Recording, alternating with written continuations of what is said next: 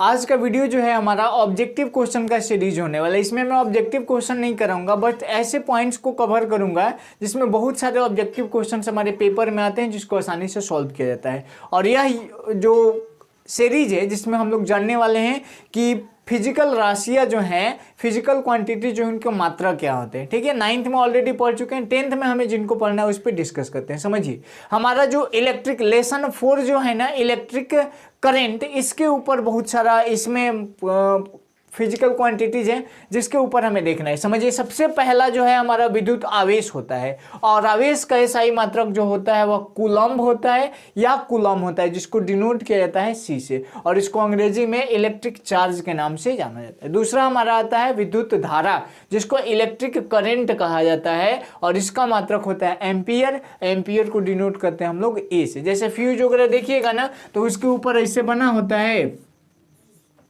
और इसके ऊपर लिख देता है 5A, तो ये 5 एम्पियर का इलेक्ट्रिक करंट को सह सकता है। ठीक है, तो ऐसे होता है। उसके बाद है हमारा विद्युत विभव, जिसको इलेक्ट्रिक पोटेंशियल कहा जाता है, जिसका मात्रक होता है वोल्ट। वोल्ट जो है इसका मात्रक कौन दिया था, तो एक साइंटिस्ट थे अलेसांद्रे वोल्टा, जिन्होंने इसका नाम दिया था। तो ये भी कभी कभी पूछा है कि अलेसांद्रे वोल्टा जो है किससे रिलेटेड है, तो वो विद्युत विभव से। ठीक है, विद्युत विभव, विभवांतर का जो होता है वो विभवांतर का एसआई मात्रक हो जाता है हमारा वोल्ट मीटर, या कहीं कहीं इसको भी मीटर दे देता है। विभवांतर को ऑप्शन में अगर वोल्ट मीटर नहीं देगा तो वोल्ट दे देगा, तो वहां पे हम वोल्ट को भी टिक कर लेंगे। ठीक, और विभवांतर को कहा जाता है इलेक्ट्रिक पोटेंशियल डिफरेंस।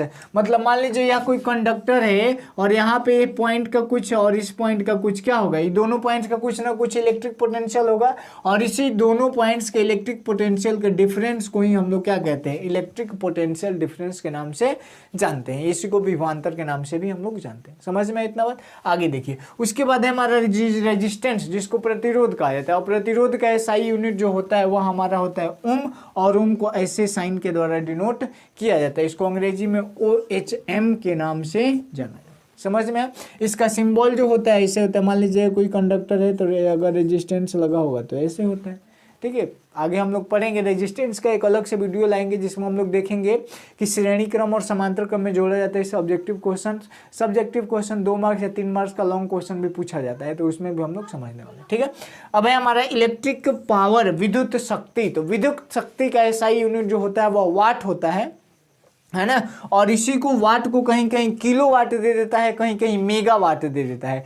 तो किलो वाट दे या मेगा वाट दे, वह विद्युत शक्ति को होगा। जनरली वाट ही पूछा जाता है। विद्युत शक्ति का एसआई मात्रक होता है हमारा वाट। कॉम्पिटेटिव का एग्जाम देंगे तो वहाँ पे किलो वाट और मेगा वाट आपको देखने को मिलेगा। ठीक, उसके बाद है हमारा विद्युत ऊर्जा, इलेक्ट्रिक एनर्जी, जिसमें हम लोग बिजली का बिल आता है, तो वह होता है जूल।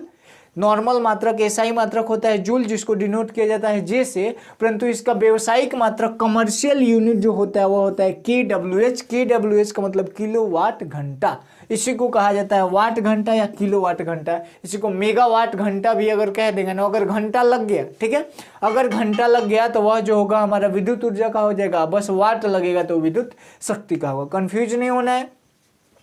कभी कभी पूछेगा कि किलोवाट किसका यूनिट है, तो किलोवाट वाट है, इसमें शक्ति का यूनिट है, और किलोवाट घंटा किसका यूनिट है, तो इसमें घंटा आ गया, इसका मतलब हो जाएगा किसका हो जाएगा, विद्युत ऊर्जा का हो जाएगा। कुछ वैल्यूज है जिनको पेपर में हमारे पूछे जाएंगे। समझिए, 1 BOT का वैल्यू पूछ देगा। 1 BOT यूनिट क्या होता है, तो 3.6 × 10⁶ जूल होता है। BOT का मतलब समझिए, BOT का मतलब होता है बोर्ड ऑफ ट्रेड यूनिट। इसका मतलब ये हुआ कि हम लोग जो भी आजकल के जमाने में जो भी मीटर में हमारा दिखाता है वो BOT यूनिट में दिखाता है, और एक BOT यूनिट में कितना जूल होता है, तो 3.6 × 10⁶ जूल होता है। ये चीज याद रखिएगा।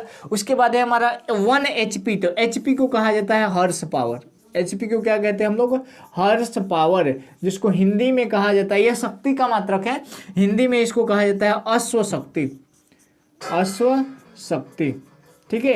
तो 1 हॉर्स पावर बराबर होता है 746 वाट। ये भी आप लोग याद रखिएगा क्योंकि वाट लगा है, दैट्स वाई यह शक्ति का मात्रक होगा। ठीक, 1 किलो वाट जो होगा 1000 वाट के बराबर होता है, जिसको 10⁻³ वाट के नाम से भी जाना जाता है। या तो 1000 वाट कह दिए या 10⁻³ वाट कह दीजिए। ठीक है, उसके बाद 1 मेगावाट, MW का मतलब, KW का मतलब किलोवाट। KW अगर रहेगा तो ये हो जाएगा हमारा किलोवाट, और MW अगर है यहाँ पे तो MW का मतलब हो गया हमारा, MW मतलब मेगावाट। ठीक है। और मेगावाट भी किसका SI यूनिट है, तो यह शक्ति का, SI यूनिट नहीं, यूनिट जो है शक्ति का है, बड़ा यूनिट हो जाएगा। शक्ति का अगर बड़ा यूनिट कहेगा तो किलोवाट इससे भी बड़ा यूनिट कहेगा तो मेगावाट, और 1 मेगावाट में कितना यूनिट है, कितना वाट, तो 10 के पावर 6 वाट होता है। समझ में इतना बात। उसके बाद इसमें समझना है, दोनों में बहुत कंफ्यूजन होता है। एक कूलम आवेश में कुल कितने इलेक्ट्रॉन होते हैं, तो 6.25 गुणे 10⁻18 इलेक्ट्रॉन। ई माइनस इसलिए लगाएं क्योंकि इलेक्ट्रॉन पे हमेशा ऋणात्मक आवेश होता है। समझ में आए। उसके बाद अब इसी चीज को उल्टा पूछेगा। यहाँ पे पूछा था कि एक कूलम आवेश में कितना इलेक्ट्रॉन, अब कहेगा कि एक इलेक्ट्रॉन पर कितना आवेश होता है, तो एक इलेक्ट्रॉन पर कुल आवेश होता है 1.6 × 10⁻19 कूलम। और चूंकि यह चार्ज है, आवेश है, तो ये जो आवेश होता है वह हमारा आवेश होता है नेगेटिव आवेश होता है, जिसको ऋण आवेश के नाम से भी जाना जाता है, क्योंकि इलेक्ट्रॉन पर हमें पता है माइनस चार्ज पाया जाता है। समझ में इतना बात। तो आज के वीडियो में हम लोग इसको कवर कर लिया। इससे 5 क्वेश्चन जो है आपके पेपर में जरूर पूछेगा वाले हैं, तो आप लोग इसको अच्छे से नोट कर लीजिए। मिलते हैं नेक्स्ट एपिसोड में, तब तक के लिए bye bye, take care, that's all.